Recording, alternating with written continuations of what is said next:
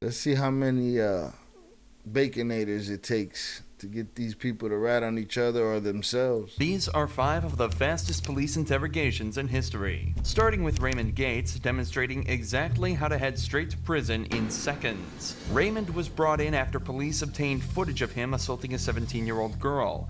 Police had to prove that the girl never gave consent, which was difficult given that only some of the attack was caught on camera, but became a lot easier when Raymond almost instantly made a huge slip-up in the interrogation that put him dead to rights. This girl came back to my house. She's telling me she wants to lose her virginity, man. She's ready to do it and everything. And then right a couple seconds before, and she's like, I don't know, and stuff like that. She's telling me, yes, everything's cool. She's cool with making out. All right, When she screamed, "Stop! Please don't do this. It hurts so much." I was already inside of her at that point. I mean, bruh. like the "oh no, stop!" I'm already like inside of her there, man. That's already. You're a grapist, bro. All right, you could tell yourself all the bro nonsense you want. You know, she changed her mind. Like that's when she's like, "Oh, it hurts," which it hurts when a girl gets her virginity taken. Yo. And without even trying, the cops had everything they needed to convict him. So he was quickly found guilty and sentenced to 9 years in prison. Under 10 minutes. Under 10 minutes. Not that he shouldn't have, because he's a dirtbag anyway. But 9 years, 9 minutes. While Raymond's interview ended in under 10 minutes, Quantrell Schwarzlow did it even faster, with his interrogation ending in just seconds. But not in the way you'd think. Yeah, we good with these cuffs? All right. All right.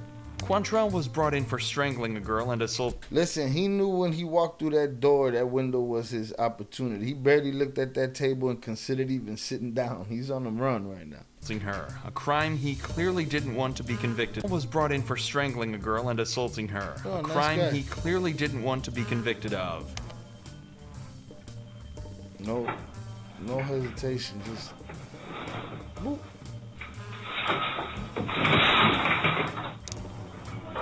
Gone.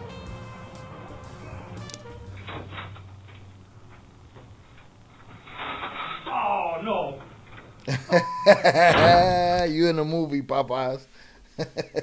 That cop didn't realize he was in a movie, and his Abagnale just got out the window. Unfortunately for Quantrell, his handcuffs were a dead giveaway, and he was captured 4 hours later. This is the epitome of the SpongeBob SquarePants. Strangling a I'm girl out. and assaulting her, Right a here. crime he... All right.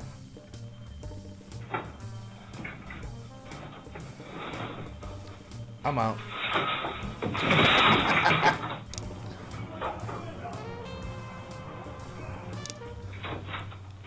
No way. Oh no! Yeah, bro.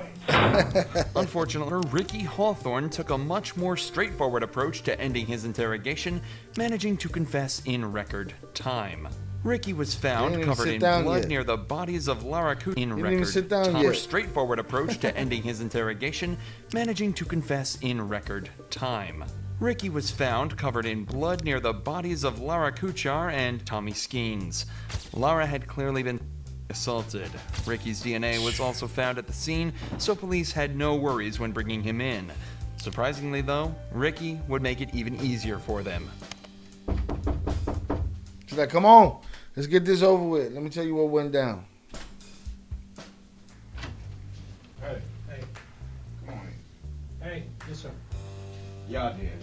How's it? I did it. You know what? Let's do this. I did it, but I think somebody came behind me and finished it. Okay. Yeah, I did it. So much for staying silent.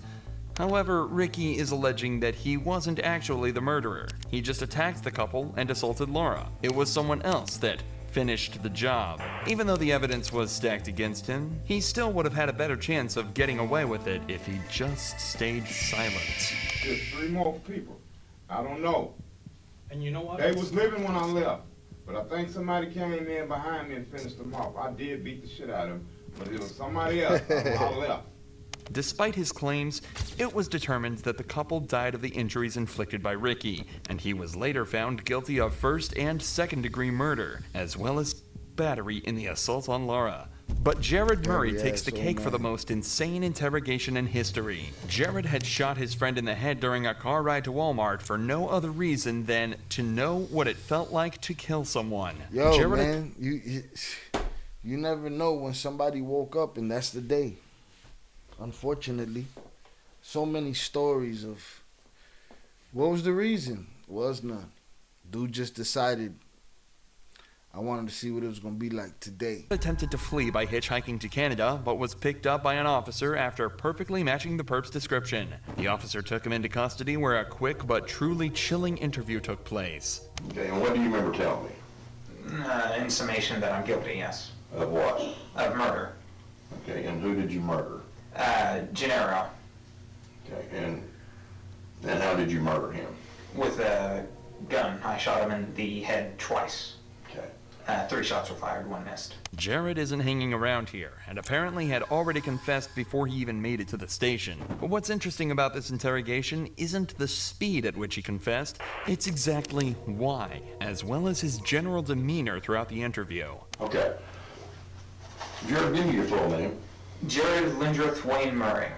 Okay, and what's your date of birth? July the 20th, 1994. And how did you guys hook up? I went down to his dorm room and asked if I could be given a ride to Walmart in exchange for $20 gas money. Okay. And did he agree to that? Yes, sir. Okay. And that's a couple miles. from $20. $20 little come up, cost him his life because of some psycho. Now, all these red flags, all these people are out there. These people out there, and they don't have no recourse. They walking around like dude that went to the police station and told him, say it again. Call me mentor again and put him down. I need help. I want to talk to somebody. But who they going to talk to? Nobody to talk to. We ain't got no money. We send it to everybody else. We ain't got no money. We lace the pockets of politicians and their families for generation after generation because of backdoor, backroom deals that they've made that keeps them getting money for forever. 1.7 miles, sir. 1.7 miles. Yes, sir. Okay. Now, so he took you to Walmart. Yes, sir. And This dude did think you he both go John in? Wick too. No, we did not go in, sir. Okay, and why not? We pulled into the ended it parking in the lot, then I parking pulled lot. the weapon on him and demanded that he take me to Asher, Oklahoma, sir.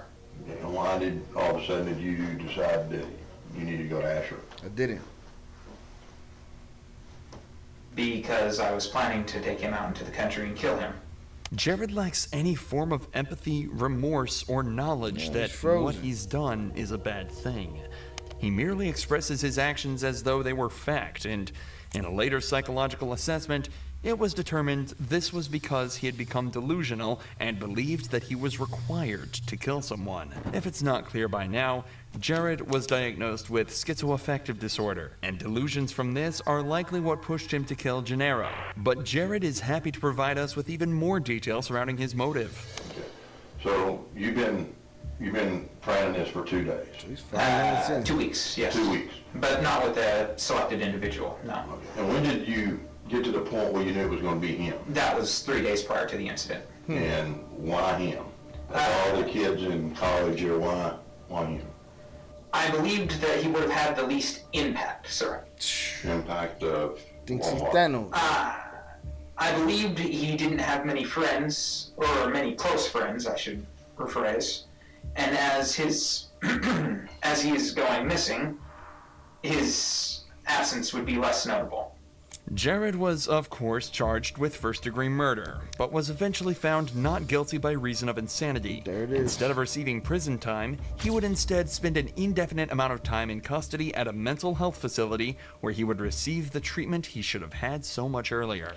All 3 of these... But what does the treatment lead to? Does the treatment lead to you trusting him in the world again? I don't know. I don't think so.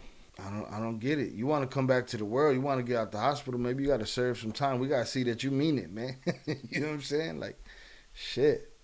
These cases have been about criminals who confessed quickly, but there are many cases where the interrogation is almost instant, but for a very different reason. This 18-year-old suspect was brought in after allegedly hitting a cop with his car and was subsequently read his Miranda rights. Yeah, it is a criminal investigation. Obviously, you're not free to go because you have warrants for your arrest. I'm going to read your Miranda because it's very important you understand your rights. Okay? You have the right to remain silent. Anything you say can and will be used against you in a court of law. Do you understand each of these rights I've explained to you? Yes, sir. Have these rights in mind? Do you wish to talk to me now? Yes, sir. I'm sorry? Say what Having these rights in mind, do you wish to talk to me now? Yes, sir. Yes, sir. You don't want to talk to me? I just call my mom. Okay, you can call your mom at the jail. All right. At That's just it. 18 years old, this guy showed exactly how to act in a police interrogation, That's it. perfectly exercising his rights and truly outsmarting detectives. Assuming he wanted to land himself in prison for the rest of his life. Hey, got nothing to say. Lawyer. Some of those dudes was in a hurry to get it popping. Get me out of here. Take me where I need to be. I did it. Somebody might have came after me, but I did it.